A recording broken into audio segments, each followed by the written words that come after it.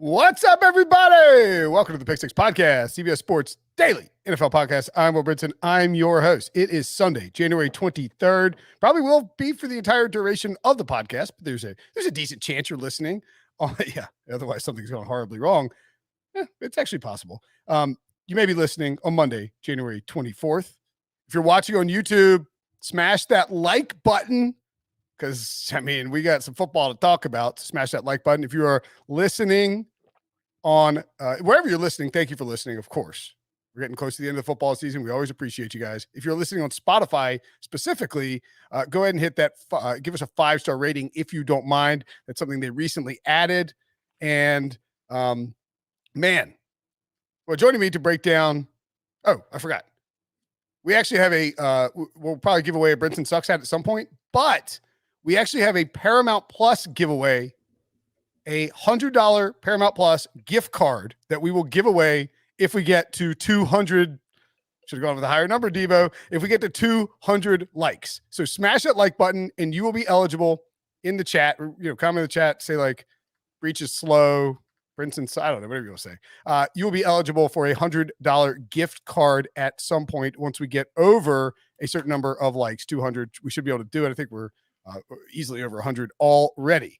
Joining me to break down, we'll talk about the whole divisional weekend. We obviously have a Saturday recap that's already in the feed, but joining me to break down Sunday's, I don't know how I followed it up. I don't know how I followed Saturday. It was like better than Saturday, but it was Sunday's crazy action. Ryan Wilson and John Breech. What's up, fellas? I'll just say this. My team is obviously eliminated by the Chiefs early on in the process.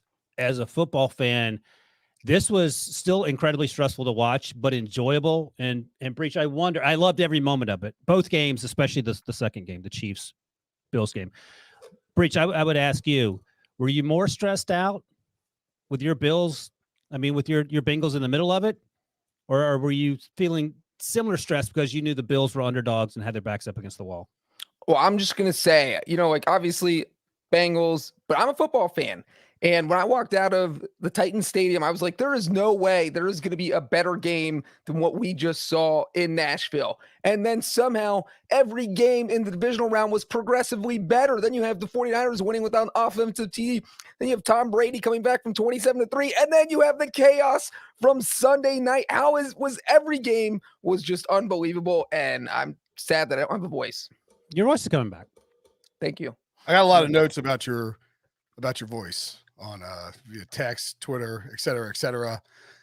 Look, we will get to first of all, if you for some reason did the whole underdog money line parlay that I suggested on the Picks podcast, like I did, and did you hedge? Did you hedge, Brinson? No, I didn't hedge. No, you should have hedged. Do you have a time machine? Because you can still hedge if you do. I could have cashed out. I should have cashed out. I had a good look at a couple cash outs. Anyway, I didn't do it. It's okay. If you did take the same parlay, but then you swapped out the Bills for the Chiefs for any reason, which at least one listener did because I've already gotten a DM about it, don't tell me. I don't want to know. I'm happy for you that you won money, but you won money at my expense using my idea. So don't tell me. Kudos to you. Crazy game. The final score, just an absolute behemoth. We get these games. Final score 42, Chiefs 42, Bills 36. We get these games in the NFL, especially in the playoffs, between great quarterbacks, heavyweight matchups, where the hype, you're like, man, can this really live up to the hype? Like, we've gotten these 3 insane games over the course of the weekend leading into this game. Is there a chance that this game actually delivers? And Bills Chiefs delivered and then some. There were how many scores in the final? How many scores? 25 points in the final 1 minute and 54 seconds of regulation. 3 touchdowns and a field goal in 1 minute and 54 seconds. Like, the math doesn't add up. How's it possible? Insane. Yeah. The under was, so the total closed somewhere either 53.5 or 54, depending on where you bet it. The Bills had a 4th and 13 on Casey's 27, trailing 26-21 with 2 minute coming out of the 2 minute warning after engineering this lengthy 17 play, 75-yard, 7-minute drive. That was the full totality of the drive. And they had to convert that 4th and 13 and then get the 2-point conversion to get the over.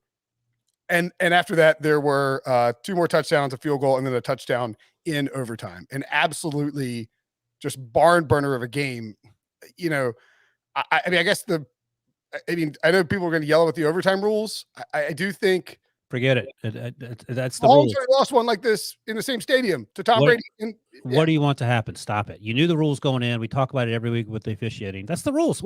Okay. It was a fantastic football game. My bigger takeaway would be like, let's not allow the overtime rules. And look, if you're a Bills fan, good luck going to sleep tonight, or good luck in the next few weeks. It's tough. You had that game won. My bigger issue is that the Bills, who scored with 17 seconds left, and I made a joke that they scored too quick, and they did. The bigger issue is they allowed the Kansas City Chiefs to get in position for a 49-yard field goal. Yep, 49-yard field goal from Harrison Butker, who piped it after having missed an extra point and a field goal earlier. You have 13 seconds on the clock, and you allowed the Chiefs to get into field goal range. That's the bigger issue, right? Well, a couple of things. There are very few people on planet Earth that you can give 13 seconds to with 3 timeouts at the ball. They're on 25 and expect them to get the ball down to the 32, the plus 32. Number one. Number two, and Breech, I wonder what you think about this as our special teams guru, Jay Feely in waiting. I feel like you're going to try to bump off Jay Feely so you can get that job on the national stage. I thought it made a lot of sense. Byron Pringle was back there. Tyreek Hill wasn't back there. We're 13 seconds to go. Kick the ball short of the goal line, and you lose 4 seconds right there. Even if he gets the ball to the 35-yard line, you still have now 7 or 8 seconds. We have had this conversation on the podcast before, and I really thought that was the only mistake the Bills made there, because you can't, you left too much time for Patrick Mahomes. The Bills have to score a touchdown. They're at the 19-yard line. They can't dilly-dally. They can't say, let's run another 5 seconds off the clock, because you don't know if you're going to get a touchdown. It's not like they're at the 1-yard line where they have a high percentage chance of scoring. They scored on a 19-yard pass. So you got to score when you can score in that situation. So if you leave 13 seconds and you are kicking off, you do not kick it into the end zone. I get that you are worried about them returning for a touchdown and beating you, but how many kickoff returns for a touchdown have you given up this year, Buffalo? Your special teams solid for most of the night. And like Wilson says, if you squib it or just kick it short of the end zone, they have 8 or 9 seconds, and that's it. And that's a huge difference, because that means you have time for one play and then try the field goal. And that is a lot different. I don't want to dump on them for the 13-second thing. I don't have any issue with that. Yeah, exactly. I think the probability that the Chiefs will come down and score with 13 seconds to go is probably 15%, like maybe less. If you squib kick it, it's 3%, and that's the difference. And I get it. You're worried about the possibility of a run back, but if Tyreek Hill isn't back there and it's Byron Pringle, I feel a lot better about squib kicking it. I don't think Tyreek Hill was on the field anywhere at that point. But that's my only issue. And look, the Bills had that game won. It's just an incredibly tough break against the other best player in the league. Do you think that Tyreek Hill being back there for punts and nearly housing a punt earlier in the game, I mean, I would assume that it likely influenced Sean McDermott's decision. He's like, because I mean, you're not like, okay, is Hill out there? What are we going to do? You're like, you make the decision, I think, immediately. And you're like, let's do this. Well, that's bad coaching if that's what they did. I don't think I mean, just look back there and see who it is. If it's number 13 and not number 10, then you squib kick it. Yeah. I'm actually surprised that Andy Reid didn't put Tyreek Hill out there. I guess he. Yeah, I was sort of surprised too. I guess he thought he would need Tyreek possibly on a play to stretch the field and to pick up yardage. Additionally, look, man, the Bills defense on the 13 seconds, wasn't ideal. We saw them, they allowed a guy to get out of bounds. They had timeout, so they would have called him anyway. But here's the thing. If they squib kick it and the game's over, we would flip the other conversation and say, what is the Chiefs defense doing every single time Josh Allen got the ball for the final 45 minutes? Those guys are running wide ass open, and Gabriel Davis broke at least 4 guys' ankles out there. So at least no one of the Bills broke their ankles on that last drive. And even the final play, we're gonna give away a Paramount Plus gift card already. We're over 200. Oh, so nice. Keep smashing that like button. Debo said 2,000. Oh, 2,000 would be and when the Chiefs are driving the 13 seconds, how is Travis Kelce the guy catching the ball? It's Tyreek Hill, Travis Kelce. Make somebody else beat you. Don't let their studs get the ball. How are they? I think part of the issue is that they were doing I jokingly call it the no doubles, where you don't let them get to the sidelines, which didn't really matter because they had timeouts, so it didn't matter. You just want to get what you want to do is get somebody. You want to grab somebody. Like, you don't want to worry about somebody getting out of bounds. You want to grab somebody and don't actually tackle them. Like, hold them and pull them for a second or two. Well, they couldn't touch anybody. And I mean, shout out to my buddy, my good friend Garrett, who I don't think is watching, but if he is, hey Garrett, hey G man. What the Bills should have done is hold every receiver on the field on that first play, on every single play with those final few minutes, because it's a 5-yard penalty. Or is there like something you can only do it once because that's right. They changed the rule in 2017. If you do it a second time, they will reset the clock to where it was. So the first time you'd be like, oh, it's an accident. But with only 13 seconds left in the game and you do it once, you're going to burn like 4 seconds off. And that's a huge amount of time. The math is squib kick. They should have done it once. Hold on. The math is squib kick and then hold on the first play. Yes. Yeah. Squib kick. Hold on the first play. You then have one Hail Mary with 4 seconds left. And that rule, it was implemented because the Ravens did it against the Bengals, where they held everyone and ran out the clock. And it was brilliant at the time. And you can still do it once without getting in trouble. So yeah, definitely that would have helped. But again, this is revisionist history. No pressure on us to make any decisions. I thought the Bills should have won that football game, and you could play that game a million times with 13 seconds to go, and I bet. Yeah, probably 40% of the time Mahomes does it again, but at least 6 out of 10 times the Bills win it. I mean, you can't give up a 75-yard touchdown drive, a 44-yard field goal drive in 13 seconds, and a 67-yard drive in overtime. It just seemed like their defense was gassed. I mean, it was gassed. Their defense played so well for so long, and then the wheels just kind of fell off the wagon in the fourth quarter. Where are the play counts you have in front of you? How many offensive plays did the Chiefs run? Good God. 73. So the Chiefs had 552 yards. My God. Bills had 422. Chiefs had average 7.6 yards per play. Bills 6.7. Chiefs had 73. And again, the Chiefs had the overtime possession, so that changes things. But it doesn't change the fact that the Bills players are still tired. No, I'm saying, but I'm just saying, the 73 plays for the Chiefs, 63 for the Bills. So it's basically even in terms of plays run. I was just thinking about the number of plays and that's certainly to be gassed. And also, just as a point of reference, in the 28-3 comeback, that Super Bowl, the Falcons played great for most of that game. They were on the field for 99 plays. So still 25 plays less than what the Bills were. But 73 plays is a ton of plays, especially when you're not playing against Derrick Henry, which isn't fun to do, but you're not doing 40-yard sprints every single play and having to come back to the huddle and cover Tyreek Hill. Yeah, they wear you out. I mean, your secondary is running around the field the entire game. It's like you're running a 20-yard dash on every single play, and no matter how good a shape you're in, that's going to wear on you. I mean, we could barely do that for 2 plays, and we would be dead on the ground with a heart attack. These guys have to do it for 4 quarters. By the way, this game is so good. This is how you pass the test for how big a game was this. I just got a text from AK, my wife, who is getting texts from her friends. They're like, "Did you see that game? Insane!" She hadn't talked to me in like 2 years. She's now watching downstairs. She's watching the fourth quarter with 12:37 left, and says she's cheering for the Bills. So she's got best of luck. Maybe this is the time. Maybe we should fire up her on Twitch and let her watch it live on a show. So, I mean. I don't know that you have. I mean, look, the defenses obviously gave up a ton of points. There were some things the Bills did late in this game that resulted, at the end of the game that you have to question. But they also got really lucky, converting a 4th and 13 where they did. And it's luck. But I mean, is that luckier than Patrick Mahomes going 75 yards in 13 seconds, or however far he went? Oh, God, he got mad at that one. You can't ask Brinson questions like that. But you know what? Was it luck? Because how many quarterbacks would you think could have even done that? It is. I think it might be 1.5. You can take the over-under. I might take the under. Who's the other one? I mean, Kyler, but is he going to complete the pass as often as Josh Allen? Lamar Jackson?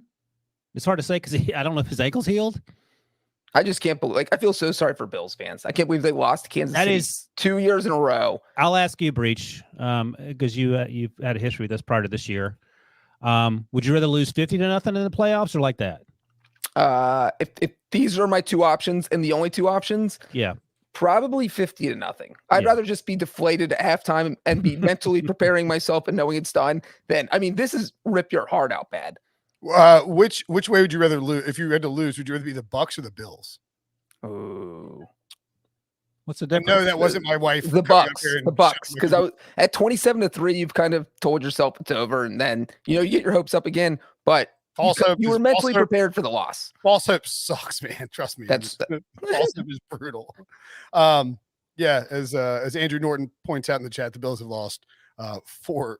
This is a fan base that lost 4 Super Bowls in a row. I mean, I don't know. I think that it's the Buccaneers and Tom Brady just won the Super Bowl last year. So that loss stings. You can live with being outplayed and having a miraculous comeback and then losing after coming off a Super Bowl. It sucks, but you at least is a good, a good season, a bunch of injuries. You feel like you just sort of, just wasn't meant to be.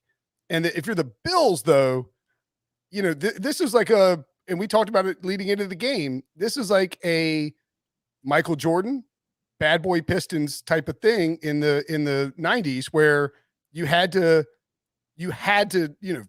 trying to find a way to take down the top dog in your conference. And if you're the Bills, you had the Chiefs on the ropes. It changes everything about how you operate as a franchise. I just think this game, the Bills are about to flip the script and remind we can beat the Chiefs. We beat them in the regular season, beat them in the playoffs. We're in the conference championship game against the Bengals. We have a legitimate shot to win a Super Bowl. And now it's like, oh my God, we just got scoop slammed in 13 seconds. It's a really backbreaking loss for Buffalo, I think. No, I think that's correct. I think they're in a great spot though. That Josh Allen's unbelievable. He's gone from guy who completed on a run. Guy who completed 54% of his passes at Wyoming, and everyone was dumping on him when he got drafted so high. And I'm sure Brandon Beane and Sean McDermott at times this rookie season wondered if they did the right thing. But each and every year he's gotten better. And, we talked about this 2 years ago in that playoff against the Texans where they were on the road and he threw the ball behind his head. We're like, oh my God, what are you doing, Josh Allen? Last year, we didn't see any of those mistakes until the very last game of the year in the playoffs. And this year we didn't see any mistakes ever. He had maybe had a bad game here or there, but it was nothing like, oh my God, what is Josh Allen doing? He had a better season than Patrick Mahomes. He outplayed Patrick Mahomes in this game, you could argue, pretty easily, I think. Except for those final 13 seconds and, of course, that final drive in overtime. But, Breech, if you're starting a team in 2023, 2022, whatever year's next, no Joe Burrow, he's in another league. Are you taking Josh Allen or Patrick Mahomes? I'm probably taking Mahomes because he's just been better for longer. But it's close. You look at these stats up here that Patrick Mahomes threw 4 touchdown passes, threw for 378 yards, and Josh Allen still finished with a higher QB rating. And he was spectacular. There was that 4th and 4 play, the drive where they scored on the 4th and 13 touchdown. 4th and 13, they converted that for a touchdown.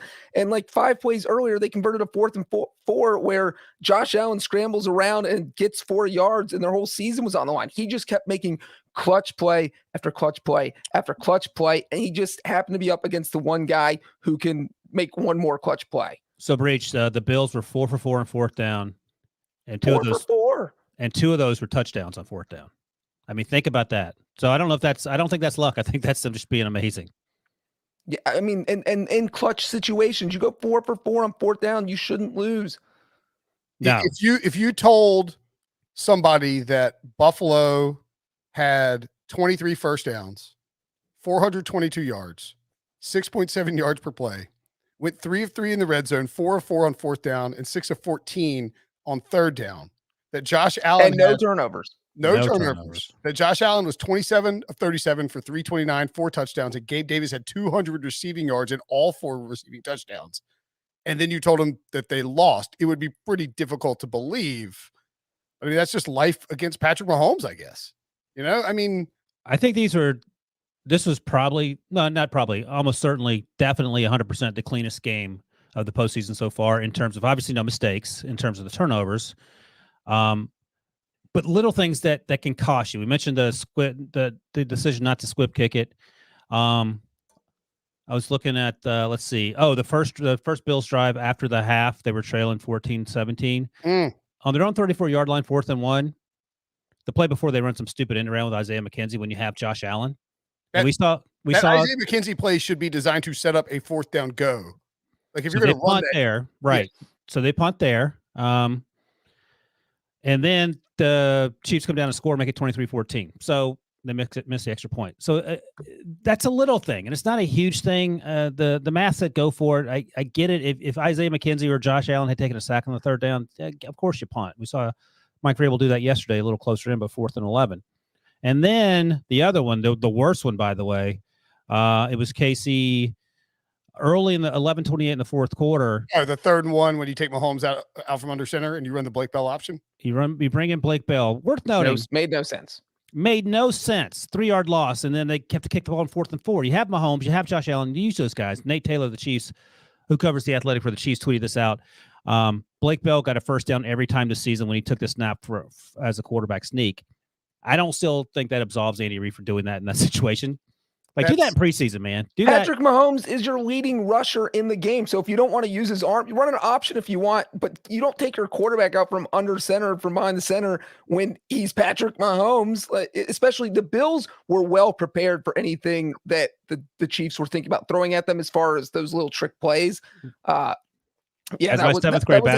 my seventh grade basketball coach used to call it hooky dookie breach. You know what? Don't do the hooky dookie. You don't need the hooky dookie. You got Patrick Mahomes. He is the hooky dookie. Well, I mean, they do that. They run that stuff all the time, but usually it's with Travis Kelce, who is a threat to pass and like a pretty good runner. I mean, again, Blake Bell's done it, and he was a quarterback in college. But I want Patrick Mahomes with the ball in my hand on 3rd and 1 in a critical situation. They had to settle for a field goal, of course. I thought I wrote down definitely. I had those both written down as, like big moments that were disastrous. And by the way, there's a great tweet from Ian Hartitz of Pro Football Focus. He said that the Chiefs went 44 yards instead of a field goal in less time than Dak scramble, which is pretty wild. Hey, they had 3 timeouts, Mike McCarthy. Just something to consider. The 4th down by McDermott on his own 30. Now, I think a lot of casual fans, definitely the analytics said to go. 34. Is this 34? His own 34. I would have gone too, because I think you can sneak Josh Allen up the middle, and 90% of the time you're going to get more than that. Probably 90, I think it's 99. I mean, yeah, you're going to get the call from the referees. And if you're worried about the Chiefs scoring, here's the upside. They score quicker if you lose the ball there, because they went and scored a touchdown on the next drive anyway. And one thing that, I thought that the Bills down near the end were trying to score with as little time left as humanly possible. And they had it, and they scored a touchdoton, and they did score. I mean, they did a great job. No, but I'm saying that they scored the one touchdown where Allen hits Gabe Davis for 27 yards on the 4th and 13. And then it was like, all right, you got they were trying to run the clock down as low as possible, but they ran a dumb play on that 3rd down. That it was that screen to Devin Singletary that got snuffed out. He gets pulled back for a loss, so it's 4th and 13, but you have to go. You can't possibly kick. They go for it. They get, even with 3 timeouts, I don't think. They go for it. They get the touchdown. There's way too much time on the clock, but the Chiefs score on that 64-yard Tyreek touchdown. There's too much time on the clock for them. All 4 divisional round games came down to the final play. Ended on the final play of the game. That's crazy. I would push back a little bit. Like, it's incredibly hard to score touchdowns. So I think I get it. Like, I was thinking, should Tyreek have gone down at the 2-yard line when he was? Right, yeah. No, he should have scored. But anything can happen. Like, you have that Cam Akers fumble that we'll talk about right before half at the 1-yard line. And then what? Then you're yelling and screaming that Tyreek didn't score. I get it. I understand what you're saying, but I just think you got to be careful, because you do want to get into the end zone. You don't want to be the guy who got too cute. That was sort of going to be my point, is that I thought the Bills got too cute. And I understand what they were doing. They were trying to run the ball. they ran the ball way too much in this game. Josh Allen could have passed for 1,000 yards against this Kansas City defense. And we saw that on the deep Gabe Davis touchdown, 75 yards, one play after the, they don't go for it on fourth down. They punt, net 27 yards. Mecole Hardman, 25 yards on an end around, his first rushing touchdown of his career, playoffs or regular season. And it's like 23-17 after Butker shanks the extra point. And you're like, or 23-14, excuse me. And you're like, man, the Bills are in trouble. Very next play, because the kickoff went in the end zone. Boom, bomb. And it's like, I know what you're trying to do by controlling the clock and keeping Mahomes off the field, but like, you got a dude who can go head to head with him. Just unleash this passing offense and light this secondary up, especially with no Honey Badger out there. And the keeping the Mahomes off the field strategy makes sense if your defense is actually stopping him, but it's not. They had 23 points in the third quarter. This is a shootout. So now you've got to start acting like it's a shootout, and they should have uncorked Josh Allen earlier. I mean, you're right, Brinson. I feel like Josh Allen, if they had just thrown the ball 80% of the time, Josh Allen could have thrown for 550 yards. So listen to this. ESPN Stats tweeted this out. In the first half, Josh Allen averaged 2.8 air yards per attempt, the lowest of his career. Wow. Crazy. That is crazy. Both these quarterbacks were made just bananas plays with their legs, too, in this game. I mean, Mahomes, it felt like the Bills could have sacked him 10 times and broken. Like, I watched Mahomes prior to this game, and I thought, oh, he's a pretty good athlete. He's not Josh Allen. I think he saw Josh Allen and said, let me see if I can do that. And he said, oh, I can do that. I was surprised how fast he was. I mean, you're surprised by how fast Mahomes is? Yeah, I think that's what I just said. You didn't hear me? I mean, he had that 34-yard run where he was just it looked like the Bills defenders were surprised how fast Mahomes was. Yeah, I like how he just zipped up the middle, and they looked like they thought they were going to tackle him, and all of a sudden he was 5 yards ahead of them. They're like, wait, what? Whoa. I would say that I was surprised tonight at how elusive he was. I don't think I'm ever surprised by anything Patrick Mahomes does physically. I mean, he bent a ball around a defender into somebody's That hand. didn't surprise me because he does those sorts of things, but rarely is he outrunning his breach notes defensive backs to the sidelines. And Josh Allen does that regularly. So I'm like, oh, it's infuriating if you're trying to set the edge on Josh Allen because you're not going to. And Frank Clark just gave up on the 4th and 13 play. I think it was. It looked like they had him, maybe the 4th and 4th play around the end. So here's a fun little game. I'm looking at their 40 times at the combine. Who had the fastest 40 at the combine, Josh Allen or Patrick Mahomes? I'm guessing it's going to be Allen now? Mahomes. I don't know. You thought Mahomes was slow, so I don't know. I'll say Mahomes. I would say Mahomes too if I was guessing. Okay, what do you want to give him a time? 4.81. 4.6. And Josh Allen, what does he have? What's his time? 4.6. 4.85. So Breech is cheating. Patrick Mahomes is 4.8. What? I did not cheat. How could I cheat? I don't. Everyone knows you're a serial cheater. Josh Allen is 4.75. Oh, so Josh Allen was faster. Yeah, neither of them are burners, but again, I don't think just to reiterate more for my sake as the junior draft analyst, don't get caught up in 40 times because no one was catching either one of those guys when they got in the open field. Yeah, I mean they're crazy athletes, and look at these head-to-head meetings. You can see on the graphic if you're watching on YouTube, youtube.com/pick6. Hit the subscribe button, hit the like button if you're in the chat. We're giving away a $100 Paramount Plus gift card. What? Fantastic. Mahomes, they're in their head-to-head meetings, including the playoffs, of course, I believe, right? 3-1. Mahomes is 3-1. Allen, 12 touchdowns, 2 picks. Mahomes, 11 touchdowns, 2 picks. The Chiefs have scored 126 points and the Bills have scored 115. I mean, you just can't. I mean, it just sucks to be a Bills fan right now because you felt like you scored. You felt like you got that. You had the ball last and you scored, and there was somehow just too much time left, even though there's like 17 seconds. Debo, do you have a soundbite for us? No. Oh, I thought you did. Did I miss that?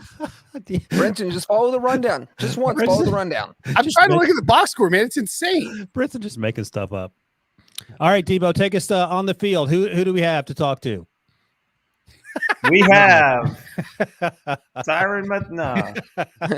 Just making stuff. Oh man, I thought I read something wrong. Sorry. Look, it's been what a 2 days of football. So 25 points scored in the final 2 minutes of regulation, the most in NFL playoff history. And the second most in NFL history ever. Oh, there you go. I thought that just two things about the sort of the mental process of dealing with this game. One, I needed more than 5 minutes after Bucs Rams to gather myself. I need more than 5 minutes just to eat dinner. Yeah, I mean, and then but it was, you totally went from this emotional, what you said, you're trying to process the Buccaneers Rams game, and all of a sudden you have Chiefs Bills kicking off. You're like, no, hold on. Did Tom Brady really just lead a comeback and then lose? Like, what? No, we cannot start this game yet. Yeah, I call everyone at CBS. I said, can we delay 10 minutes? They said, no, Breech, you have zero power. Yeah, and they're like, Breech, we don't even know your name. They're like, Breech, you're talking to a mouse on a phone. Like, yeah, I looked down. I was like, oh my God, the game starts in 5 minutes. This is insane. So, and sort of because of that, I mean, I don't know. It was sort of, you're in the second quarter and there's a little bit of a lull, as you can see, walk-offs on all 4 games. It was was it 14-0 going into half? Because Bucker shanked, or was it 17-14? 14-14. 14-14 going into half. And you felt like it was trending towards an under game. The third quarter was fairly slow, heated up a little bit at the end. And then, of course, the fourth quarter went bonkers. And I guess my point is that this was just it was just an awesome game, and somebody had to lose, unfortunately. It wasn't like the Bills played poorly and got dominated. They played great. Their defense couldn't hold up against a really good Chiefs offense. And Kansas City won at home. We always call it a game of inches, but I mean, like, all the little things matter. All right. Let's take a break. Did you get anything else to add on this game? I mean, I will, and we kind of brushed over this, but didn't really talk about how everybody hates overtime. That seems to be the consensus, that Josh Allen and the Bills didn't get the ball. I don't think there's a great way to do overtime. It is. There is actually, I don't want to bring this up, but there is a game theory way to do it. Well, and John Harbaugh, I think, proposed. Oh, is it the same one? What is it? There's the bidding thing, whichever team. So each coach would put in a bid, and whichever coach decides to start further back would get the ball first. So if one coach picks the 19-yard line and the other coach picks the 9-yard line, the 9-yard line team gets it.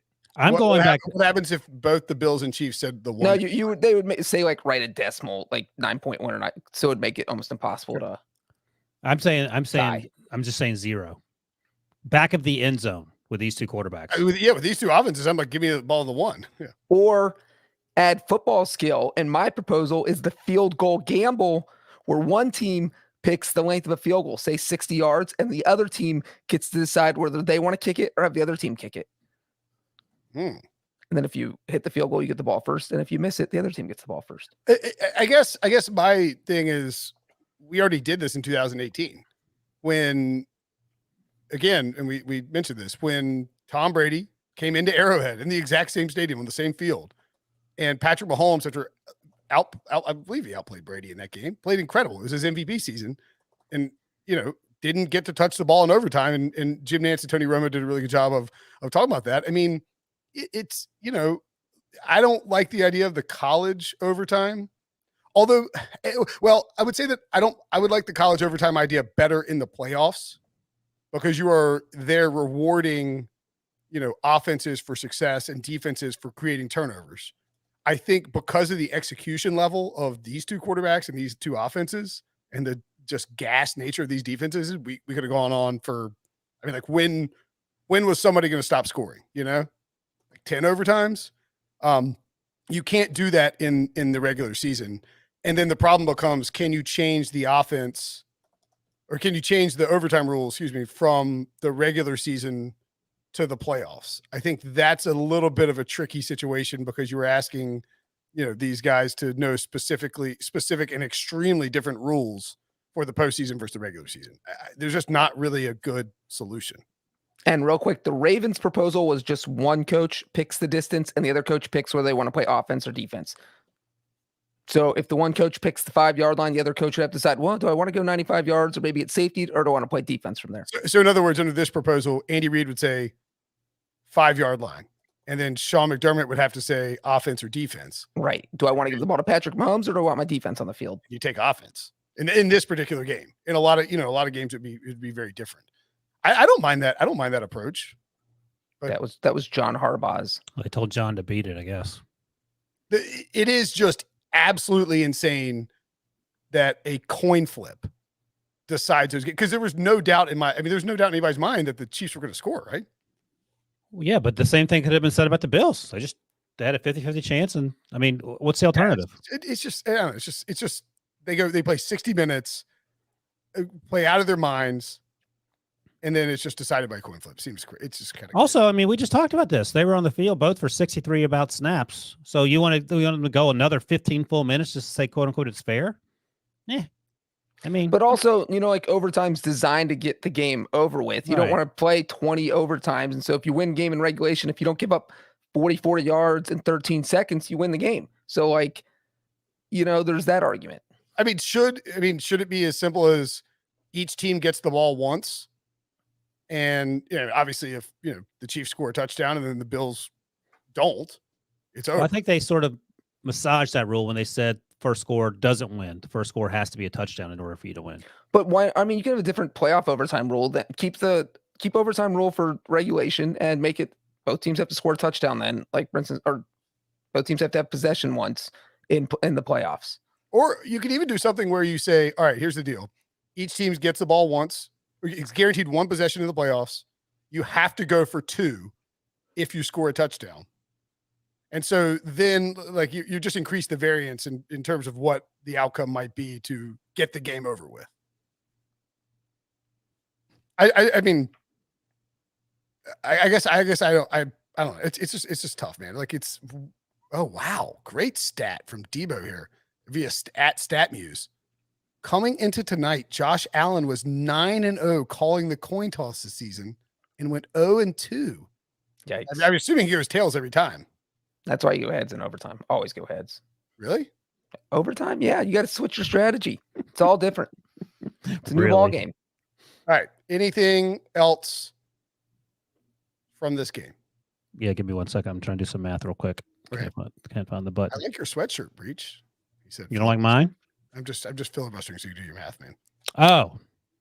All right, here we go. Hold on. So almost there. Hold on. There it is. Compelling podcast. Yeah, go ahead. We'll go to break. I'll figure it out. Hold on. All right. We'll go to break, and coming up after the break, we'll find out what the hell Ryan's talking about next. Again, we are giving away a $100 gift card to Paramount Plus. You can smash that like button and be eligible to win said gift card. Get a mountain of entertainment. What is it, $7.99 a month? Is that right? $9.99, whatever it is. It's a great deal. There's tons of great shows on there, tons of great movies. You can stream your local NFL games.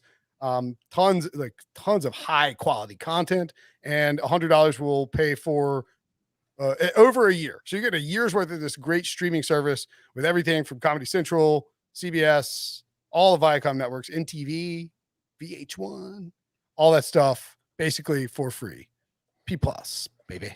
All right, I got it. Took me a while to get the. Good Lord, I had to filibuster about Paramount. I know it's hard to use the calculator on the Google, so I'm not used to it. So to go 9-0 on a coin toss, the probability of you doing that is 0.002. Wow. So two 10,000ths, I think that was probability that you do 9-0. Going 0-2 is only 25%. So it's much more likely that you go 0-2. The 9-0 thing was incredibly impressive. It sucks that he went 0-2 tonight, obviously. But yeah, I just want to do that math real quick. So highly improbable that he would have had 9 straight. Right. Much more likely that he did 0-2. Thank you for your patience. That was fun math. That was worth the wait, Ryan. Thank you. All right. The Bucs-Rams game feels like 12 years ago. Oh, 100%. So Tom Brady is now 58. Yeah. And still playing. Still playing. Still handsome as ever. Just won a Super Bowl. The Buccaneers fell to my Rams. I can't believe that the 4-dog parlay didn't hit. It was there. It was in the freaking house, man. Oy vey, 30-27. Rams beat the Bucs. This game was the opposite of the Bills and Chiefs game in that the Bills and Chiefs were just firing back and forth at one another essentially the entire game. What was the biggest lead was 23-14. 27-3. No, in the. Oh yeah. And the Chiefs-Bills game. 23-14, and you never felt like the people are like, oh, Buffalo's toast. It's like, let's settle down here. Like the Bills can score quickly. However, 27-3, when Matthew Stafford sneaks up the middle on the Rams' first possession, with 7 minutes left. I don't know if it was the first possession or not. Six play, 28-yard, 3-minute drive, punches it in. There were several insane sequences in this game, but I mean, nothing as crazy as Tom Brady's deal with the devil, allowing him to come back and tie this game with 46 seconds left, which apparently, as we've learned today, is not nearly enough time, or way too much time to leave on the clock for any NFL team. The Rams completely dominated this game the entire way. And then because a combination of bad luck, Sean McVay kind of turtling up and attempting to really just shrink the clock, despite knowing that Tom Brady's on the other side. And basically, really just bad luck, dumb decisions. And what's the bad luck? I mean, just fumble luck and whatnot. Yeah. Okay. Yeah. I mean, yeah, there were some weird turnovers in this game, and the Bucs tied it up. Felt like it was going to overtime. On the first play, they run a sneak with Matthew Stafford for some reason. It was like, were you paying tribute to Dak Prescott and Mike McCarthy? What's happening here? And then a quick pass to Cooper Kupp. He gets out of bounds, and Todd Bowles, for the first time all game, sends six-man rush all in on Matthew Stafford, who was, according to the stats, the number one quarterback against the blitz in the NFL in 2021. Stafford goes up top to Cooper Kupp on a dig route. I think it was. And no, it was a little post. Yeah, whatever it was. And Kupp catches it. They sprint up there. Stafford spikes it with like 2 or 3 seconds left. Matt Gay bangs him the field goal, and the Rams get out of town. It was it was like a boring game that was it was a lot like the Falcons Patriots Super Bowl, right? It's slightly more exciting than that. The Rams Patriots Super Bowl. Is that what you meant? Or do you mean? No, I mean Falcons Patriots. Down 28-3 game. Yeah, I thought you meant the Rams Patriots. That one was this one was way more exciting. I'll just have one question for Breech, and then Breech, you can expound. How did Matthew Gay come short on a 48-yarder in Tampa Bay?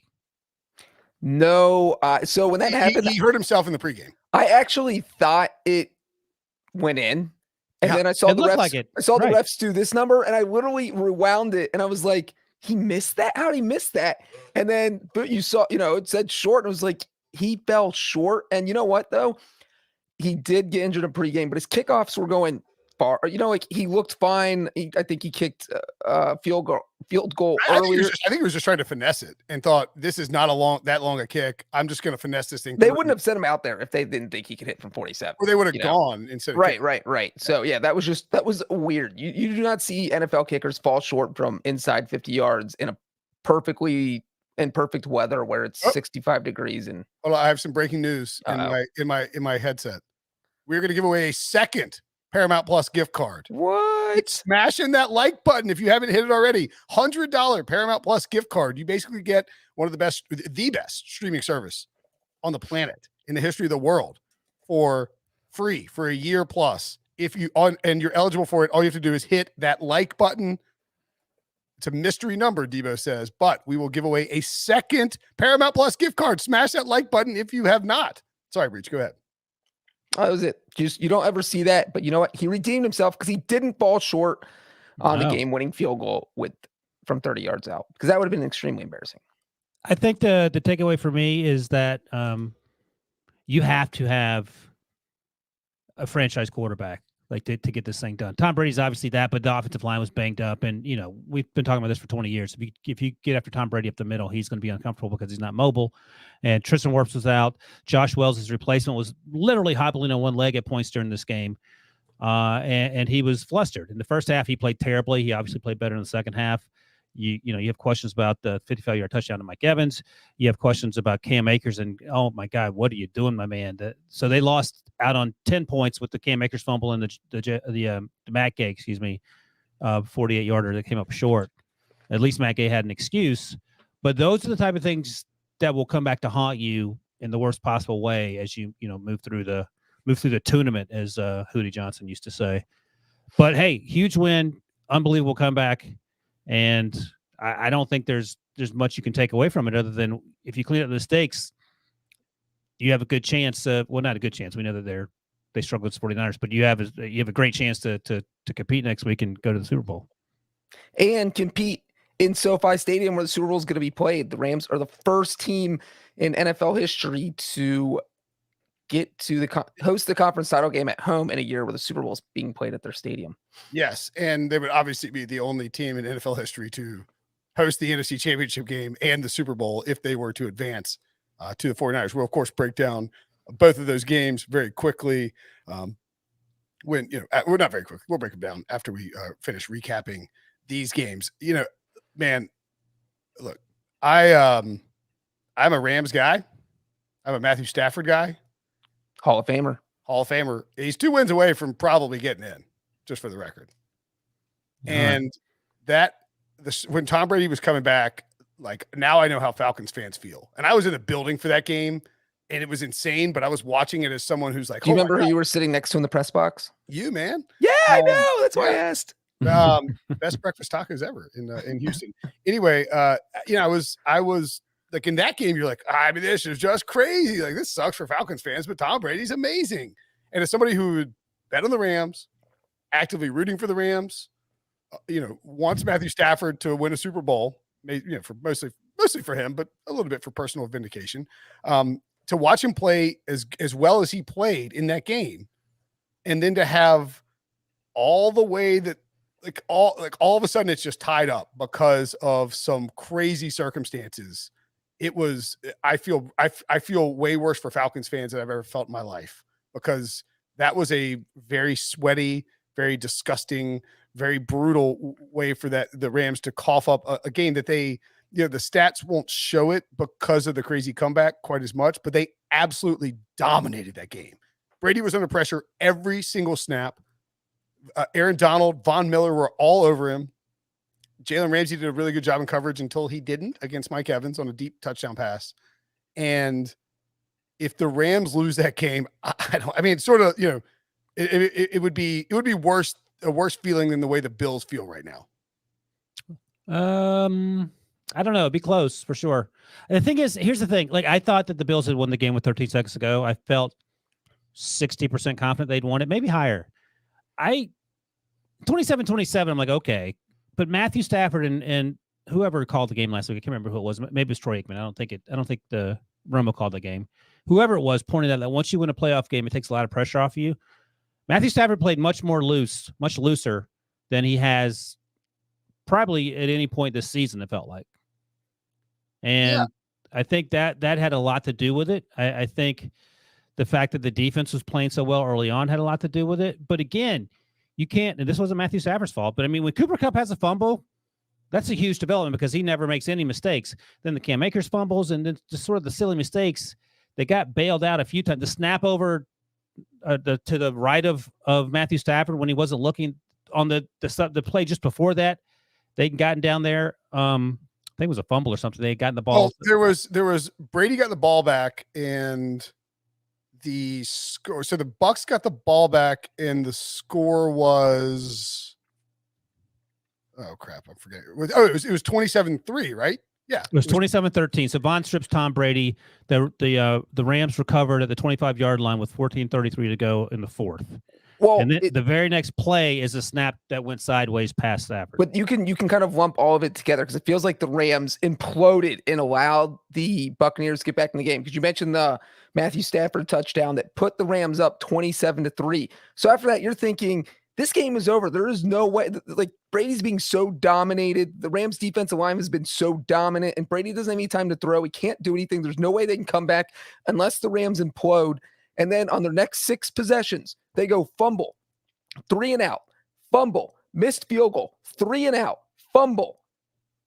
You can't have 3 fumbles, 2 3 and outs, and a missed field goal on 6 straight possessions. You were inviting the Buccaneers to get back in the game. That's exactly what happened. And then the 55-yard touchdown pass. I mean, it was one little thing where, like the Cooper Kupp fumble, I think was the first one. You're like, it's 27-3. It's not a big deal. Then the snap goes by Matthew Stafford after the Rams had just gotten a turnover. Breach. So you mentioned the Kupp fumble. The very next series that you talked about, the 3-and-out you talked about, it took literally 9 seconds off the clock. Yeah. And that was the other thing. It was like, if they run 3 plays and run it all 3 times, they can run off 2 minutes. And they didn't do that. They ran 9 seconds off. What are you doing? It was again, it's just, we go back to the Falcons Super Bowl and why I think it is easy for coaches to say, all right, look, we've played an incredible game. We've done everything we need to do to beat Tom Brady, to take down the defending Super Bowl champions for the second time this year. Now we're going to pound the ball, shorten the clock, get out of Dodge with this win. But I really felt like the Rams needed to be more aggressive there, because this is how Tom Brady pulls this off against teams, is they try to shorten the clock. You get a couple of stops, a couple of weird bounces, and all of a sudden Tom Brady's got the ball 30 yards away from tying it up in an absolutely improbable manner. I don't know if it was from lack of aggression. The Coop fumble was when he had the ball in the pass. They went for the 3-and-out. There were 3 pass plays that only went 9 seconds. The snap was just they were going to look like they were going to throw the ball there, but Stafford wasn't paying attention. The Cam Akers fumble is just him not being smart with the football, and on it goes. So I will say this: the officiating on Sunday was probably, I'd give it an A, but I think 3 plays from this game I thought were noteworthy. Some funny, some. Yeah, I wasn't crazy about. The first one was Tom Brady getting his first unsportsmanlike penalty in 22 years. I'm fine with him. Which was 5 days after he complained about the fact that they never flag him, even though they probably should. He was dropping F-bombs in the ref's face, and he was 2 inches away from his face. I know he got hit in the mouth. I don't care. Calm down. People get hit in the mouth all the time. And it wasn't even an illegal hit. I'm sorry. You wear like a linebacker face mask if you don't get hit in the mouth. I just thought that was I thought people were a little too harsh on Hockley for that. It's like Tom Brady's in your face screaming F-bombs. Like, no, that's a layup, dude. Anyone else? And here's the thing. That flag was probably 20 years overdue. He's gotten away with so much. Yeah. The one that I wasn't crazy about, what do we got here, Debo? By the way, the Cooper Kupp fumble was at 27-6 after, definitely, contributed to it, but because they obviously scored. Yeah, Lenny scored the end of the third quarter there. The other one that so Hockley says, how he was asked, and there's no interpretation that after the pass has gone incomplete. Oh, this is yeah. Right, so on the penalty with Stafford, he said, "Can you?" He was meeting with Greg Allman, who does a great job for the Athletic down in Tampa Bay. He said, Greg asked, "Can you discuss the taunting penalty called on Tampa Bay's Tom Brady in the second quarter? It looked like he was upset and had a bloody mouth." Hockley, he got in my face in an aggressive manner and used abusive language. True. Also true. No, not false. As for the hit, we did not think it rose to the level of roughing the passer. It's just amusing that Hockley's like, he used abusive language to me on the football field. I come back to this all the time. My favorite ever pool report from an official was when Mike Carey had thrown Terrell Suggs out of a game, Ravens versus Lions. And after the game, he was asked why, and I did not make this up. I was thinking about this today, chuckling. He said he had malice in his heart, which is one of the best all-time plays ever. Obviously the best officiating moment in the history of officiating is Ron Cherry with he was given in the business. That's right. NC State Maryland game, maybe. No, that's an NFL game that get given in the business where he does the old Three Stooges thing. There's definitely a college given in the business game too. Here's the 2 other things I wanted to mention quickly. The Ndamukong Suh taunting penalty was incredibly stupid. Yep. Not on Ndamukong Suh's part, the official's part. He was mad because he thought Stafford had kicked him, and he just got in his face and was talking, smack to Stafford. I don't know what he said, but I'm sure it certainly could have been worse than what Tom Brady told Hockley to his face. You disagree? I was okay with the penalty on Suh. Suh and Stafford were teammates for like 10 years. And so what? Stafford's allowed to sort of push I didn't think Stafford kicked it. Suh was landing on Stafford. I think Stafford was just sort of like bracing himself to avoid, being crushed by the. I didn't have an issue with Stafford's response, but I was fine with it's football. They're not. I didn't think Stafford kicked him though, and Suh got up. His foot came up in a way that wasn't natural. If we're going to do the old NFL language, okay. It wasn't a penalty on Stafford. I didn't care, but it's something like the sneaky stuff Tom Brady does when he slides. He tries to take people out of second base type of thing. Something less than that, but I was like, I understand why Suh might be angry, and I was fine with him yelling at him. Here, on the taunting stuff, we all agree, for the record, that the taunting rule is idiotic and stupid. Correct. When we're discussing the taunting stuff, the way we're discussing it is, does it fit in the parameters of what the NFL wants to do? And here's the issue: is there one crew is flagging Brady for screaming F-bombs to an official when he's bleeding out of his mouth, and also flagging Ndamukong Suh for accusing Matthew Stafford of kicking him. The next crew is not flagging Tyreek Hill for doing the cheetah point, the deuce. I told you he was running so fast they couldn't see him. It was a blur. But I think that the Tyreek Hill is the first taunting penalty of the year this year. When he, and you know what? That was such a blatant one. It feels like it's really weird when they make a rule and then they decide to ambiguously change it without telling anyone. It's like, look, if you want to put this rule in place, okay, that's fine. You want to make it more sportsmanship. You want to make an emphasis on sportsmanship. That's fine. But just call it consistently. And here's the other thing. Yeah, I agree with that. We all agree with that. And it is inconsistent and it's maddening. And the other thing that I talked about as it happened, and Brinson was pro the no call because I think he loves Eric Weddle. But Eric Weddle straight off the basketball court jacks up Mike Evans. If the ball had been in the air 4 milliseconds prior, it's a penalty. That's just a stupid rule. I understand you enforce it properly. I get all that. But I mean, you can just hit someone in the mouth and after the play, and that's fine. In terms of you get the ball. I mean, because the way you're describing it would only apply on fourth down because it's first, second, or third down. Yes. You're being hit with a 13-yard penalty. But also, that's a pretty big fourth down. Nobody is taking a free shot because you can't watch the football hit the ground as you're hitting them. My point is this: should the measuring stick be the milliseconds between the ball hitting the ground and the ball being in the air? Well, you can tell me, because if the ball's on the ground for 5 seconds and they take the cheap shot, are you saying that the offense should still keep the ball that just failed on fourth down, even though it's blatantly after? Well, that's what I'm asking. Like, what's there has to be a clear delineation, right? And the only obvious delineation is the ball on the ground or not, right? I didn't have a huge issue with that. Well, I would say on that, and Debo, bring that the pool report back up. So on that hit where Eric Weddle, who hadn't been in the league apparently since they changed the rules. Dominate nerds on the basketball court until recently. Right. So Weddle hits Mike Evans, and Hockley was asked, he said, can you take me through the unnecessary roughness penalty called on, did they actually think they called it unsportsmanlike conduct? No. He hit him in the mouth. I think the sportsmanlike conduct's like when you curse out the referee. Okay. I think it's unnecessary roughness when you hit him in the face when the play's over. Hockley said, by rule, in a defenseless receiver hit like that, we treat it as a post-possession foul. It's a dead ball foul. It's enforced from the succeeding spot. Yeah, and there's no interpretation of that. After the pass is going to complete, it's post-possession no matter what. That's exactly right. And see, I agree with that in the sense of what Weddle did is definitely a foul. No question about it. But it did not in any way impact the attempted completion of the pass. But my pushback, I agree, I don't disagree, but if we're going to get pedantic, my pushback would be, even if the ball's 2 inches from the ground, it still is not impacting it, but in that case, it would have been a penalty, in which case the Buccaneers would have kept the ball. Right. That's another stupid, bizarre loophole. And it is, I mean, to Breech's point, it's hard to, where are we going to draw the line? I get it, but I was like, it's just so close, it's ticky-tack, and I didn't have a dog in the fight, and the Bucs actually needed that because they were trying to that would have kept their drive alive. They lost the ball on fourth down there, obviously. Think about it like this. The pass is incomplete, right? The ball hits the ground. Eric Weddle turns, sprints towards Tom Brady, tackles him in the middle of the field. He's probably getting ejected, but it's also just a 15-yard penalty. You can hit him as hard as you want to tackle him after the foul or after the play.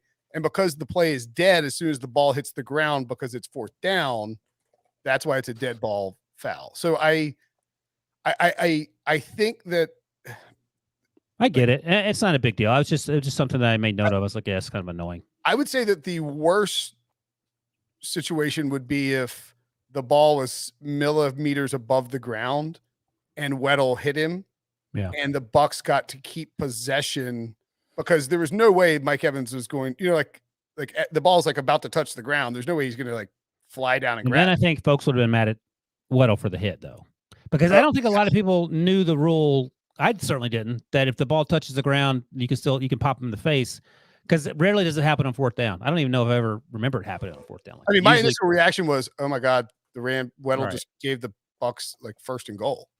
And my initial reaction was Weddle's like guys, I haven't played in like 5 years. I didn't even know the rules changed. I thought this was legal. Why am I being flagged? Why can't I just hit people? I just want to be here to hit people. He's like, Brandon Merriweather did it last week. Yeah. Brandon Merriweather. I'm going to fire at somebody. So can I give you my Wilson fun fact of the day from this game? Oh, I love fun facts. So yes. So I was thinking about this. I mean, obviously it was a sloppy game, and Brinson, you noted that the sloppiness almost cost the Rams, and their pants probably got a little tight as the game wore on. But in the end, the two back-to-back passes to Cooper Kupp, the one that beat Antoine Winfield when, unfairly in one-on-one coverage to set up the so when Cooper Kupp caught that pass, there was 21 seconds left on the clock. Matthew Stafford sprinted downfield, got everyone organized, make sure there was no illegal formations, and snapped the ball with 5 seconds to go. If you do the math, that's 16 seconds.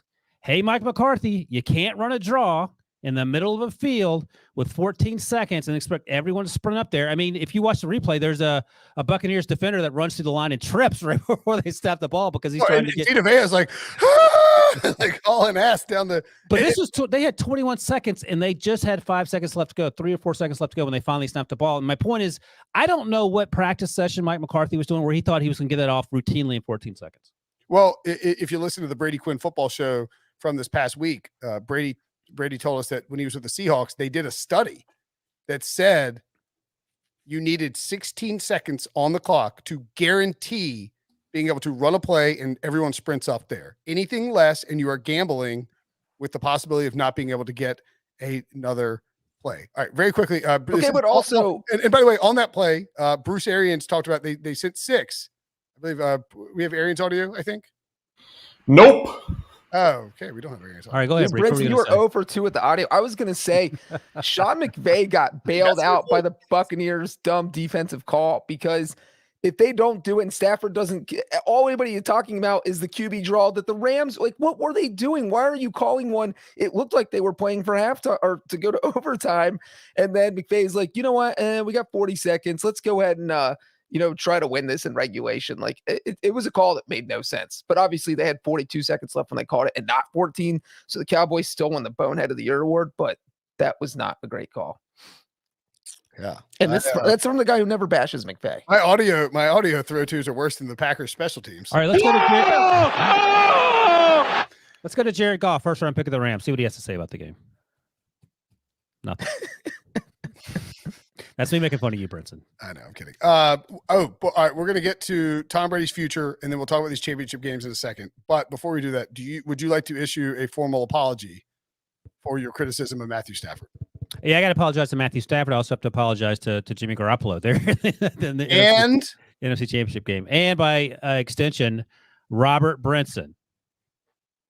Happiest day of my life. Oh man, someone I can't remember who in the comments in the YouTube made the point that I think week 8, the 49ers are 3-5.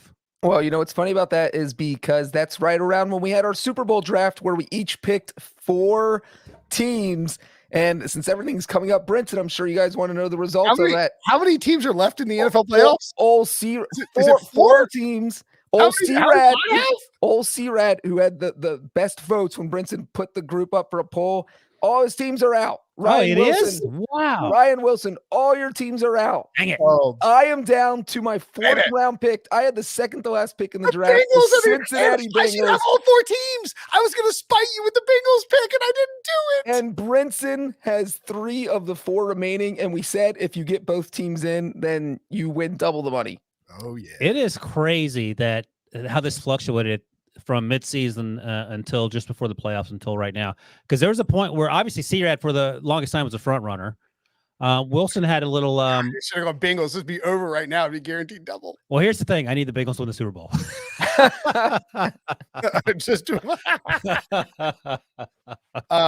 I've got a Bengals Niners Super. I've got Niners.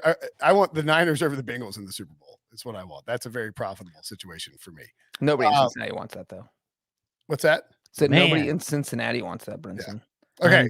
So Wilson, you're out $33. Sorry, man. I know. Here's what we're gonna do. Right now, we're gonna give away 2 Paramount Plus winners in the chat. Right. And if you keep smashing the like button, maybe we can convince Debo. Smash the like button right now. $200 gift cards. We're about to give away Paramount Plus gift cards. You basically get a streaming service for free for an entire year plus. So smash the like button. If we can keep cranking it up, maybe we talk Debo into giving another one away, or we'll give away some Brinson Sucks hats. We'll see. Smash it. We'll give away. Here are the two winners. Drum rolls, please. Is that drum roll? At Melgrow 66. All right, congratulations. You did it. And at Mark Diego. Ooh, it's like San Diego except Mark. That's right. Where in the world is Mark Diego? Watching Paramount Plus, apparently. The Debo will Debo. I will DM you. Debo will give you his Paramount Plus login. That's how this works. Yes. Eric ERIC. Just get Debo's login. Are we doing a you know what? I probably should look at the rundown before I ask this. We do have Tom Brady sound if we want to talk about his future, just to not for any confusion, Brinson. No. I know that we have that, and it's a little bit lengthy of a clip. I have to use the men's room. It's 36 seconds. I mean, I'm not Ryan Wilson. I can't go that fast. So I'm gonna throw to this audio, and Wilson, you're gonna bring us out talking about Tom Brady's future, and I'll be right back. I know a lot of people wondering how you will contemplate whether you'll come back or not. I haven't put a lot of thought into it, so we'll just take it day by day and see where we're at. Did you at least take a moment as you came off the field or at any time today to think about that, to think that this might be the last time I'm out here? No, I was thinking about winning. That's kind of my mentality always, to go out there and try to win, give my team the best chance to win. What's the biggest factor for you, Tom? What would be the biggest factor for you in making that decision going forward? Truthfully, guys, I'm thinking about this game, and I'm not thinking about any pass. So, Breech, better chance Tom Brady returns to Tampa Bay or Aaron Rodgers is on another team next year? Number 2. Tom Brady, I think, will return to Tampa. I think he'll play one more season.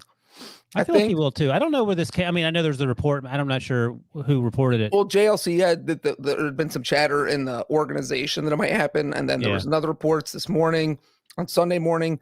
But it feels like if he was going to retire, his family would have known, and it would have been more emotional. Like Giselle was at the game, obviously sitting in a box, but there just would have been more pomp and circumstance because his family would know. I haven't watched the most recent Brady documentary, but I watched the previous one on Facebook, and it felt like 4 years ago, whenever that was, that it felt like he was contemplating retirement, and then he sort of talked Giselle into it. So maybe she's over the celebrating part of it. You know what I'm saying? Yeah. I mean, no, I'm saying she would celebrate the fact that there'd be emotions. She'd be like tearing up and out of joy because she finally got him to retire, or out of sadness because he's finally retiring, whatever it is.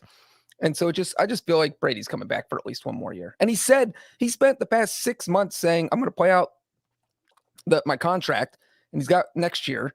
And he's been saying for the past 3 years that he wants to play until he's 45.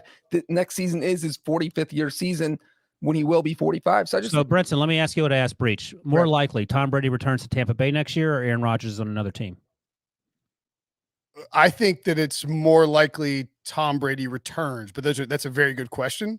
That's what Breech said too. I think both. I mean, if you could parlay both of those at like plus 150, I would consider doing that. I don't even know what the wins over Wilson would be on that.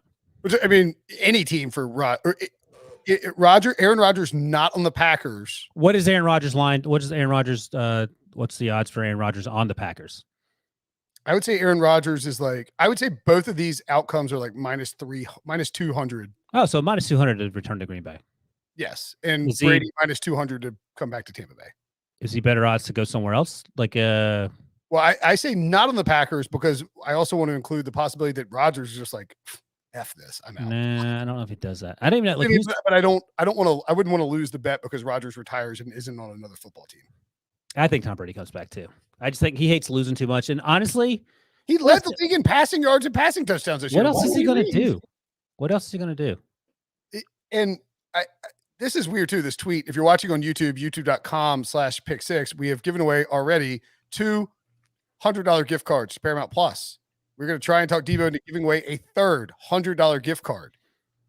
If you smash the like button, we can maybe crank the numbers up and get us there. So smash the like button, make sure and subscribe and hit on alerts. We go live after primetime games. Emergency podcast key for the coaching season as well. At TB12 Sports, which is not Tom Brady. Now it's his personal lifestyle brand, I guess you would call it. Tweeted after the game, "You win or you learn. There are no failures, only lessons. When you fall, you need to pick yourself up with greater enthusiasm than you went down. Now we look back on an incredible season, learn our lessons, and get up because even greater things are coming." Can I ask a question? Keep going. Can I ask a question? He says, when you fall, you need to pick yourself up with greater enthusiasm than you went down. There are no failures, only lessons. What is the lesson? What lesson did the Bills learn then? Because I feel like they failed. I thought you were going to ask, like, well, then, hey, Tom, why'd you start complaining when you got a busted lip after you fell? I just feel like there are failures. Like, I mean, I think the Bills would consider the final 13 seconds a failure. And, I mean, there's a lesson in there. I get it. But I think the bigger takeaway is whatever this, sort of. This is like, I mean, look, this is a motivational thing that. Right. It's not insane. It's like, if you just get down on your mistakes, we're not. Here's the thing: learn from your mistakes. It's key. It's something you read in a book, and you think, "Oh, this feels like the right time." If you stand up in the middle of the locker room and say this after the loss, you get hit with a bunch of shoes.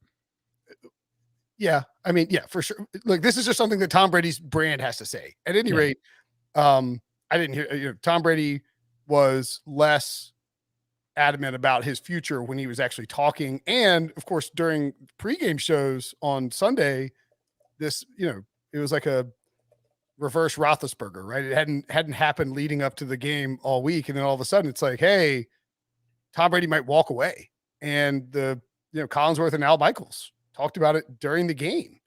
So I mean, and I was telling Ryan, Jason Lockenford also had a story on Saturday. I don't see how he walks away. Well, if he does, the NFC South is wide open again. Unless Aaron Rodgers goes to Tampa Bay. Bruce Arians said emphatically after this game that he is coming back. Yeah, I actually appreciate the way he said that, because sometimes you might say, if they'll have me, he's like, no, I'm coming back. Yeah, I mean, I dare them to fire me, which is the way I read it. They're not going to fire him, but I just thought it was funny. I guess my thing is, like, Tom Brady is the greatest quarterback of all time. He was played incredibly well this year. The Bucs had a really bad injury run down the stretch of the regular season and then in the playoffs. And the Rams are just sort of a bad matchup for Tampa Bay. And if the Cowboys beat the Niners, I think we're looking at Green Bay, Tampa Bay in the conference championship next week. But again, we talked about this on Saturday. They called a quarterback draw. Yeah. So they didn't. That's why. Exactly. They didn't want to. Well, I'll say that the interesting thing about Brady is there's never been speculation about him retiring. He's cut and dry about it. And that's what makes this interesting, because 2019, his last season with the Patriots, he threw that pick six. There was all these questions about whether he'd return to New England, but everybody knew he was still playing. Would he be with the Patriots, or would he be with someone else? There was no question about him retiring. After the Super Bowl last year, after they won, Tracy Wolfson literally put him on the spot and said, "Hey, you coming back next year?" And he said, "I'm coming back. You better believe it." So after the game, he confirmed he was coming back. And so this year, he's vague. And so I think that does add this mystery element that maybe he's seriously contemplating retirement. The quote that he said to NBC was like, "In a perfect world, I'd like to go out with the Super Bowl." And he's like, "It doesn't look like it's going to be this year," or something, which is true. Weird. He's true about that. He was accurate. Yeah, he predicted the future. And I mean, he, oh my God, I didn't realize. Do you know how many times Tom Brady threw the ball this year? 1,000. That's a ton. 2,000. It's actually kind of close to 1,000. 719. 17-game season, of course. He completed 67.5% of his passes, 5,116 passing yards, 43 touchdowns, and 12 interceptions. And here's Brady's exact quote to NBC. He said, quote, "Winning this on what would be the perfect ending to his career." He said, quote, "Winning the Super Bowl, but I don't know that that's this year. I'd love to end on a Super Bowl, but I think I'll know when I know. But there's a lot that's inconclusive." End quote. Like, what does that even mean? I don't even know what that means. The comment is inconclusive. A lot of jumble. Yeah. Yeah. He talks it's like in riddles. Brinson talking after a 3-night bender. Or Benson trying to get the call up the video to watch. do we have audio of Tom Brady saying that? No, he said in a production meeting. I don't know. I was surprised at how quickly these rumors, because with Ben, the way that it's perfectly Ben Roethlisberger, right? Like he makes a big deal out of it all week. It's a thing. Everybody has to know, but it's unsaid. Tom Brady, I would be shocked if he didn't play next year. Like 9.9 out of 10 shocked, right? Yeah. Okay. I think he plays. I don't know what else he's going to do. I mean, he's handsome. They have a loaded offensive line. Oh boy. What about this? What an a-hole Antonio Brown. Here's the thing. If you're listening, Debo just put up the tweet Antonio Brown sent out shortly after the Buccaneers lost, and it's a sign of Antonio Brown leaving the Jets game for the last time with no shirt on, and he has had someone Photoshop a sign that says Bucs eliminated, which is one way to try to get back into the league, I suppose. Others might say you're just being a butthole. Yeah, who in their right mind is, that's how talented Antonio Brown is. Right. The teams keep signing this guy, and he keeps, he posted the video of when he bounced from the Raiders, and it's insane. It's a weird betrayal too of Tom Brady from Antonio Brown. I'm just trying to think of what might make Tom Brady not want to play football. There's buzz that Sean Payton might take a 1-year sabbatical from the NFL and go work in the media. If Sean Payton leaves the Saints in their current situation, the Saints are not a good football team. They won't win 9 games. They will win 5 games. The Panthers are terrible. Falcons. What if Brian Flores coaches that team? With Jameis Winston as his quarterback? I think you need an offensive guru to make it work. My point is that Tom Brady has basically a free pass to a top. It's the AFC East all over again. You have a free pass to a top 4 seed. If you come back to the Bucs, you have this great offensive line. You have, Chris Godwin should be back in time for the regular season, I would think. You have Evans. You assume Gronk wants to play one more year. And then defensively, they're a top half of the league defense at worst. Meanwhile, Debo's dropping AB rap lyrics in the chat. Not the Palace. He's got some great lyrics. What's depressing is that Debo knows AB rap lyrics. That is pretty depressing. That is depressing. Or that I listen to AB rap songs before I go to bed. That. Debo asked everyone in the chat to write random player names. Yeah. And it's man, these, I don't know. They're not a lot of great names. Yeah, but they don't feel insanely random only because I'm old. Ron Dane won the Heisman, right? Jeff Leary. Not in the NFL, he didn't. No one's ever won the Heisman in the NFL. Peyton Hillis was on the cover of Madden. Toby Gerhardt's a great one. Oh boy, I remember Toby. Let's not talk about Toby. I have a bad bold. Never. Don't worry about it. Oh, I predicted Toby Gerhardt would run for 1,000 yards before the season. That sounds about right. Priest Holmes, not a random player. Priest Holmes is incredible. It's crazy how all these divisional games boiled down. If you would have told a Buccaneers fan that the Rams were going to lose 4 fumbles in the game, they would have thought that Tampa Bay wins by 3 touchdowns, right? Yeah, absolutely. 4 fumbles. Yeah. Tom Brady played so poorly in the first half. And again, a part of that was the offensive line, but he was missing receivers that he usually connects with. And he didn't have anyone to throw to. I'm not making excuses for him. He just didn't look like himself. And it felt sort of early on, even before the score got out of hand in the first half, that this might be a long day for the Buccaneers. But then again, you always felt like they were, but I know what else I want to mention. So it was 24-13 or 24-3. Mm-hmm. And they get down there, the Buccaneers do, and it's 4th down, and I have to find these specifics, but they 27-3. Oh, Arians kicked the field goal. Right. It was 24-3, and he kicked the field goal. No, 27-3, and he kicked the field goal. Right, to make it 27-6. Yes, people killed him for it. Well, you went from 24-point game to 21-point game, and you're just wasting possessions. See, I was fine with it. And this goes back to Belichick does this all the time because you need 24 points to tie. Yes, it's a 3-point game or 3-score game, but it's essentially a 4-score game because Ryan, you did your coin flip thing. How getting heads 2 times in a row. The probability of 3 2-point conversions is very low. Is 10%, right? Well, right. How often do you? So to insulate yourself from that, you kick a field goal so it takes the 2-point conversions out of the equation. And for full completeness, it was 3rd and 11 from about the 11. So 3rd and goal from the 11 or whatever. Fourth and 11, but yeah. 3rd and 11 to set up the 4th down. Yeah. I was fine with him. I mean, like, I understand the controversy, but if you don't think your team's going to hit, I mean, Brady was getting killed. There's no way you think your team can get 3 2-point conversions. It's a safer thing to do. Safer, but I don't know. I mean, what's the difference? I mean, they came back and tied it, and so it worked.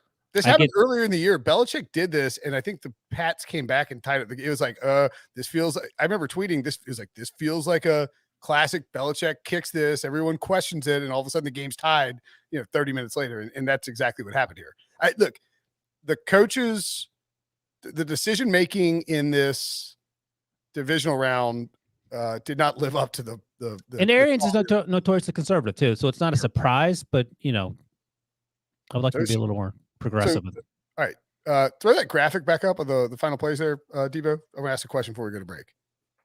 Which outcome of these games? So we have Bengals over Titans. And I don't mean like, what's your thought process before the game? I mean, because there were ups and downs in all of these. Which game over this weekend produced the most insane outcome based on what we were seeing as we were watching it? Because I think you can make a case for all 4, honestly. I thought the most surprising win was the 49ers, just because their offense looked so bad the whole game. They didn't score an offensive point. They blocked a punt. That's what I'm saying. They blocked a punt to win the game. And that doesn't mean the Chiefs-Bills game was hands down from beginning to end the best overall game. But if we're just talking about like the most surprising result, I thought it was 49ers or Packers. I wonder what for me, these are pretty much all even. I wonder what the win probability was for each of these teams as the opponent had the ball for their very last play. Like the last time the Titans had the ball before Dump threw the interception, before the punt was blocked, or before Cooper Kupp started the 2 plays he made, and obviously before the 13 seconds. Like, what's the win probability must be like 85% or higher for. I would say 90. I would say that like the Titans, Packers. I guess the Bucs probably didn't have a 90% win percentage because the lowest the Rams got were 56 because they had the ball with some time left. So each of these games were so odd in their own individual way. We talked about the Rams losing 4 fumbles and still winning. That's the first team to win the playoffs with 4 fumbles since 1975. The Steelers, Ryan, you probably knew that because it's your team. But like, if you told a Packers, I wasn't listening. So if you told a Packers fan, hey, look, you're going to hold the 49ers offense to 2 field goals, how bad do you think they would think the Packers won? Like 37-6, and you lose 13-10. And, what was the Titans' game plan? If we can get after Joe Burrow, we're going to win. You sacked him 9 times. And if you told a Titans fan before the game that they were going to sack Joe Burrow 9 times, set a playoff record, they would probably think that Joe Burrow left an ambulance and the Titans won by 3 touchdowns. So it was weird that a lot of these games. Or told the Bills that they're up 3 with 13 seconds to go. 13 seconds left. Cool. That's great, bro. Like, exactly. Yeah, I'm booking my tickets I'm buying the AFC title game tickets. Yeah, it's just exactly. It's ridiculous how all 4 of these games just broke down it just all had these insane endings. All right, smash that like button.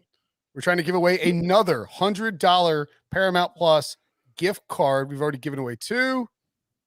We're going to take a break. We'll see if we'll give another one away. If we hit a certain number of likes, Debo's feeling frisky. He might even give away some hats as well. So smash that like button now. We'll take a quick break. And when we come back, we will look at the conference championship games. Okay. There's a decent chance that the conference championship games featuring the 49ers at the Rams. There's a ticketing controversy already in this game. It was happening before the Rams even won. Is like that's probably so it's 49ers at Rams and Bengals at Chiefs. The spreads for these games, of course, they were up before really even the other games ended because they give out these lines. The Chiefs, and this is the early game, 3:05. Tell me. Yes, because you haven't looked. I forget what's the early game is Chiefs hosting the Bengals. Hosting the Bengals on CBS. And shout out to the NFL for scheduling, I guess accidentally, but shout out for doing it anyway. The game is Kansas City in Eastern time zone? It is, right? Central. Oh, But the game in the Central Time Zone as the early game and the game in the because you don't want to be in Kansas City on Sunday night. That would be cold as hell. So good for the NFL for working. And also, it's just random because they flip every year. CBS gets the early game one year and the late game the next year. So it just dumb Chiefs minus 3.5 wins over Wilson. I have some news for you. Well, hold on. I brought this up on the podcast after the Bengals won. You guys asked me what I thought the point spread would be before the Chiefs and Bills played, and I predicted 5.5, and I'll stick with that. Oh, you haven't seen it? No, I've been I had to schedule and get on the podcast. -7. Yeah, that's a lot. Bengals' first AFC Championship game since 1988, when a young John Breech was running around his house in Zubaz pants. Yep. Love those Zubaz. Just like now. He's wearing the same pants right now, as a matter of fact. I'm not wearing pants right now, Wilson. We both know that. -7. I haven't worn since the Bengals won. That's believable. It's surprising how sober you are right now. Chiefs' 4th straight AFC Championship game appearance. Crazy. And as people remember, the Bengals beat the Chiefs in Week 17, 34-31. I remember. Game-winning field goal, which probably should have served as a lesson to the Buffalo Bills that you need to run 13 more seconds off the clock. All right, Niners. Let's dive into this real quick, and then we'll talk about the line for the other one. I mean, Breech, you said on the podcast, on our bold predictions podcast, we'll revisit that next week or this coming week, of course. You said that you would have been happy just getting to the divisional round. So just got invited to the dance. That's all you wanted, just to have some girl ask you to the prom. You didn't want to hold her hand or anything. This is a team you have beaten in this month, right? Yes. Yes. January 2nd. January 2nd. Are you okay with just being happy you made it to the conference championship game, or are you going to allow your hopes to get built up to the point that Patrick Mahomes rips your soul out? I have the same feeling that I do going in the divisional round. If they lose, it's going to be super sad because they got this far, obviously. But it's, again, they were playing with house money. They were not expected to get this far. I want them to get the Super Bowl. I hope they get to the Super Bowl. But if they lose, it's still a super successful season. And that's how I'm going to view it. So this isn't like last week, though, where everybody's saying you didn't really want the Titans to win. But I didn't want the Titans to win. I said it would be okay if they won. This is a 100% to 0%. I prefer the Bengals win. That's it. Hey, Breech, go ahead. I was just going to say the one thing that blows I prefer the Bengals to win. The one thing that blows my mind about this point spread is that, the Bengals won a shootout with the Chiefs. It was 34-31. I predicted the exact score that week. So I probably already know who's going to win this game.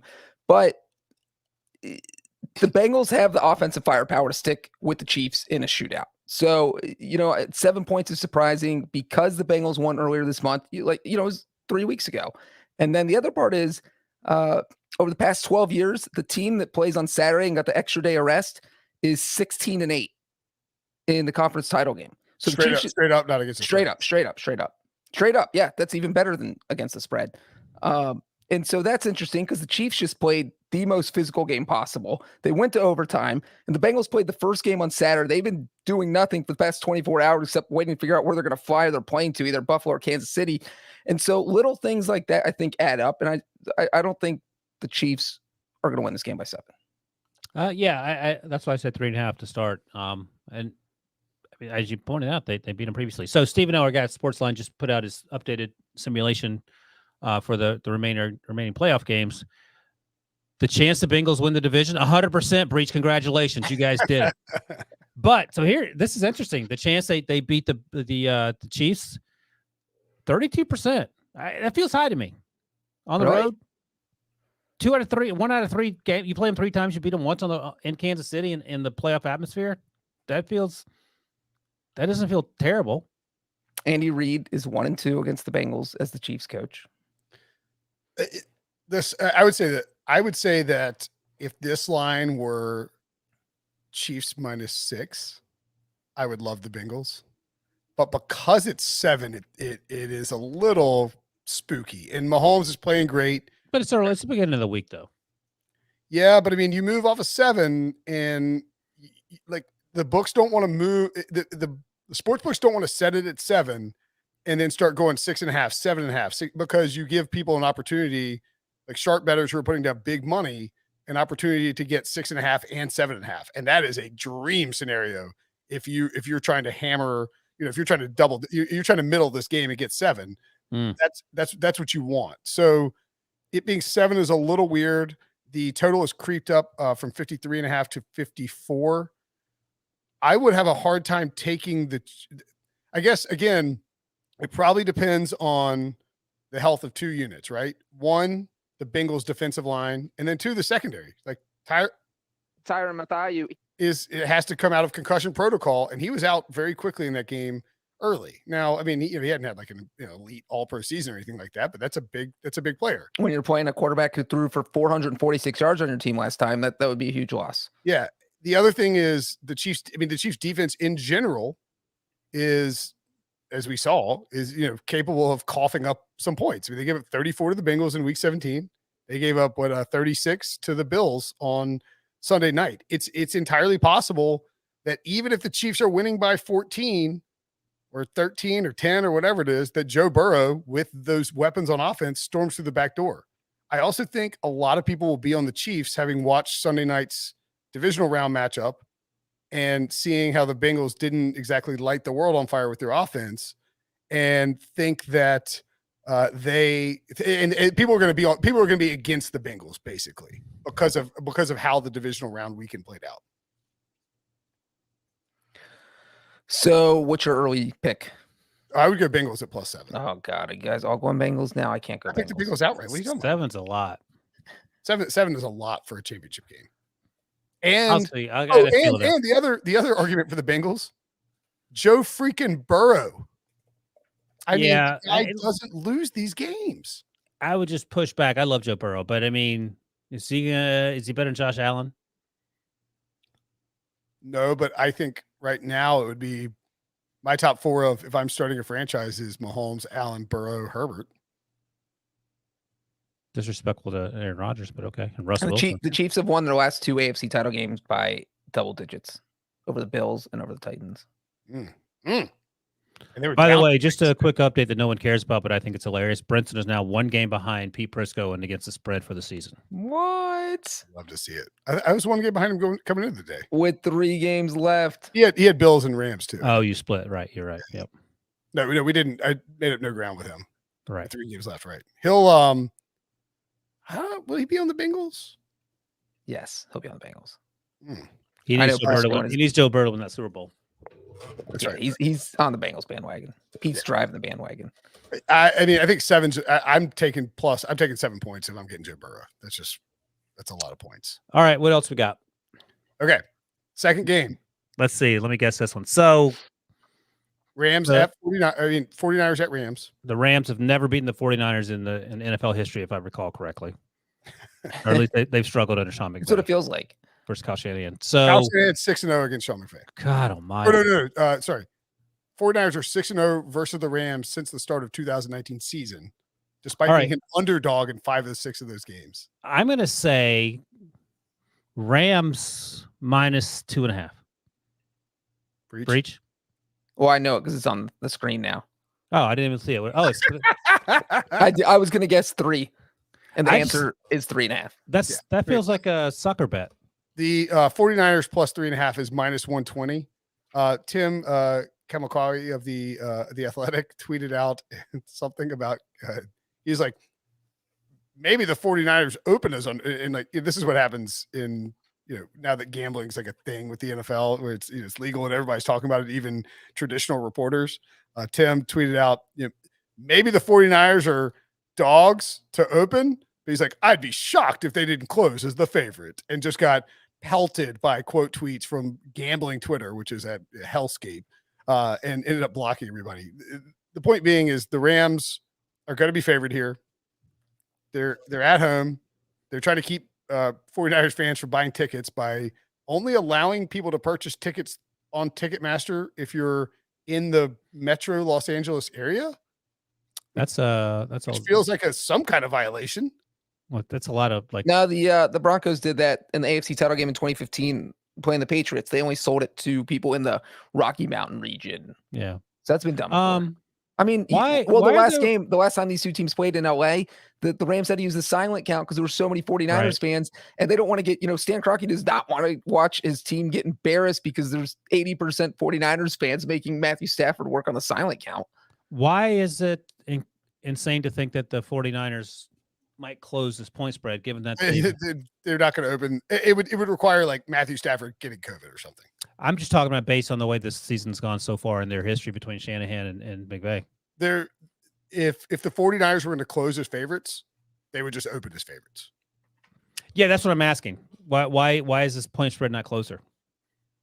I feel like the game will be closer than the point spread based on the way the season has. My initial leaning is to take the Niners because Kyle Shanahan owns Sean McVay, but Matthew Stafford, the 49ers secondary is really bad. The Rams had them down 17-0 at half in that game in the regular season and just kind of choked it away. They've lost. Which is the only loss in Sean McVay's career where the Rams were winning at halftime. That's right. And they lost. So I think he's 46. He almost added to that list on Sunday, by the way. He did almost add to that list. So it really, I think your pick in this game depends on which game you think was more indicative of how these two teams are. Because the first game, the Rams jumped out to a 17-0 lead. The second game, the one you just talked about, in the first game, the 49ers jumped out to a 14-0 lead because Matthew Stafford threw a pick six, and things quickly unraveled from there. So let me ask you guys this: I would say too on that first game, the Niners were 3-5. That was when they were 3-5. Rams were 7-2, and the Niners were just a way more desperate team, and they came out playing like it. Who do you trust more? That's a great Matthew question. Stafford and Sean McVay and the potential for turnovers that they seem to not be able to get away from, or the running game, Kyle Shanahan and a Jimmy G. We don't know who's going to show up. I think the concern here. I mean, I don't know. It's a good question because the running game is going to be the difference. The running game and the play calls, obviously, the defense is another conversation. But Jimmy G versus Matthew Stafford, I mean, even I can recognize it. That's a no-brainer. Thank you. Jimmy G just drives me crazy with the inconsistencies. The running game is a great equalizer. I think the difference here is so against the Packers, the 49ers offensive line was not very good. If they play like that against Aaron Donald and Von Miller, the Rams should win this game. I think Trent Williams left on crutches. Is that what the report was after the game? Trent Williams is out. Give me the Rams. I mean, he is out. If for some reason he is not playing, that's a problem. I mean, they've used him in motion multiple times. Ridiculous. I think I mean, God, Shanahan owns McVay. It's crazy. But in that second matchup where the Rams were already in the playoffs, but trying to win the division, and the 49ers were out of the playoffs if they don't win the game. The Niners were down 17-0 and came back. The other thing is, and shout out Barry Horse, my boy, for pointing this out, but I believe now the 49ers will be road underdogs in, is it 4 or 5 straight games? Like, that's a crazy run. It's not like the Bucs where last year where they were, on the road with COVID stuff and not big crowds, and they were favored in some games. Guess what Jimmy G is a playoff underdog. And as a road player. It's incredible. What is it? 4-0. That's ridiculous. So this will be the 4th straight game that they are on the road without, a bye as an underdog. Whew, man. It's tough. That is tough. And you look at these two meetings, one other thing they have in common, you look at Matthew Stafford's numbers here on the screen, 4 touchdowns, 4 interceptions. He had 2 interceptions in both games. So, they put a lot of pressure on him. He got sacked, I think, 5 times in that second meeting where the 49ers came back from 17-0.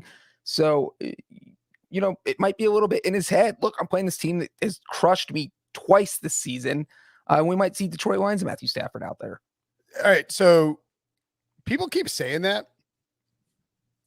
I mean, what if Matthew Stafford's just really good in the playoffs and the thing that was holding him back was the Detroit Lions?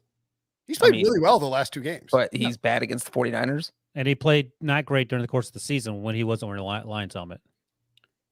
I think that playoff win has probably taken something, whether he would admit it or not, taken the piano off his back or monkey off his shoulder, whatever you want to call it. Yeah, of course, for sure. And he has certainly played better the last 2 weeks. But to Breech's point, sometimes that thing can unravel pretty quickly. Like you have the crazy pass, and then you're like, oh my God, what's going on? And then before you can catch your breath, he's done it again. I would say this. I think the Rams can blow out the 49ers. I don't think the 49ers can blow out the Rams. No, I agree with that because, as we just saw on Saturday against a defense that's not been very good this year in the Packers, they were harassing Jimmy G all night. If it weren't for Joe Burrow, it felt like he got sacked more than anyone else. So, yeah, I think that's right. So I think you have to, again, lean on the running game and lean on your defense and keep your fingers crossed that Trent Williams is healthy. And I say that, I said the Rams could blow out the 49ers. I mean, they were up 17-0, and the Niners came back, of course. And also worth noting, like, for as much as we love Aaron Donald and Jalen Ramsey and that defense is tiny in terms of, like, up front. You can push them around. And that's how you get the running game. Yep. And that could be also sort of the difference. Oh, breaking news in my headset. Oh, boy. We have been authorized to give away a third $100 Paramount Plus gift card. Dang. Somehow this podcast is also that's going $300. That's $300. Brinson definitely just picks and chooses what he hears in that headset of his, for sure. Devo, to be fair, the hair plugs are stuffed into one of the headsets, so you can't make it. I got this from a yard sale outside of Gillette Stadium. It's the Jason Garrett headset. It's not even plugged in. It doesn't even work. All right, so smash the like button so we can give away a third $100 Paramount Plus gift card on the final non-conference championship week of the year. Diva's all over the place tonight. Diva, what's going on? He said announce the winner, and then we can all go on about our business. Oh, I read what he wrote wrong. All right, sir. That's on me. You know, I'll own all the mistakes tonight. I'm not Mike McCarthy. Who else is there to blame? It could be you or Breech. Who knows? Okay, the winner of the third Paramount Plus $100 gift card. It's your freaking drum roll, Breech. Ethan Miller, 318. Congratulations, what? Ethan Miller. It's Miller time. Miller time. It is Miller time. Terrible. Came up with that. I invented that now. Oh, well done. Way to go, Ethan. Congratulations. I appreciate you all for smashing the like button and watching. If you're watching the replay, hit the like button anyway. And make sure to subscribe and then hit the little bell, which is alerts. We go live when coaches are hired. You can pop in. Maybe we'll give away some Brinson Sucks hats too. Okay. That's it for the show. Ethan would like to know if he can wager the gift card on the Bengals money line. That's a great question, Ethan. You can wager anything anywhere. Double or nothing. Is that what we're asking? So, but I mean, do we have to give you like a $170 gift card? I don't know how that. He either loses it and we keep it and use it for a future giveaway, or give another one. No, wait. By the way, Michael Reeves, who must be watching us right now, just tweeted at me and said, X-rays on 49ers All-Pro left tackle Trent Williams right ankle comeback negative. That's good. It's huge. Deebo Samuel and Trent Williams playing in that game are absolutely necessary, or else it'd be crazy if we got a Rams Chiefs Super Bowl, because that's what everyone wanted after that 54-51 game in 2018. And then the Rams made the Super Bowl that year, but the Chiefs didn't. And the next 2 years, the Chiefs made the Super Bowl. But that was the year that Mahomes lost in overtime, right, to Tom Brady because the coin flip, right. And so that would be kind of crazy. Chiefs Rams would be I was going to ask what the total would be earlier. What would 112? I mean, over. The public they're going to set it like 56, and the public's going to bet it up to like 58. And there's going to be this surge of people like smashing the under as we get closer to the game. Is there a bad Super Bowl out there? I guess Niners Bengals is not ideal. No. People will love that. Are you kidding me? It's great for me. Again, Brinson, what's the highest rated Super Bowl of all time? Bengals Niners. People want to watch new blood. People watch. Tell them it's right there. I think the worst one, honestly, as far as a national perspective, probably be Bengals Rams. Yeah, it's in LA. I would be excited. I would personally be very excited. I'm talking about if you asked a casual fan to rank the Super Bowls from 1 to 4, Breech, all casual fans care about are the Super Bowl commercials. Everyone knows that. I do think that the NFL would, and this is the other thing with the Rams minus 3.5 is like the NFL would really, really like the Rams to be in the Super Bowl in Los Angeles. Back-to-back years, home Super Bowls. That would be crazy. The NFL would like that. Just all I'm saying. Where is it next year? So we can they put one in Cincinnati? Oh God. No, they refused. That's ridiculous. Okay. That's it for the show. Thanks for watching. Thanks for hanging out. Thanks for smashing that like button. Thanks for subscribing, for rating and reviewing. We are down to 4 teams and 3 football games left in the entire season. It's pretty crazy. It's a little sad, but we had an incredible weekend of divisional football. For Breech, for Wilson, I'm Brinson. See you guys tomorrow.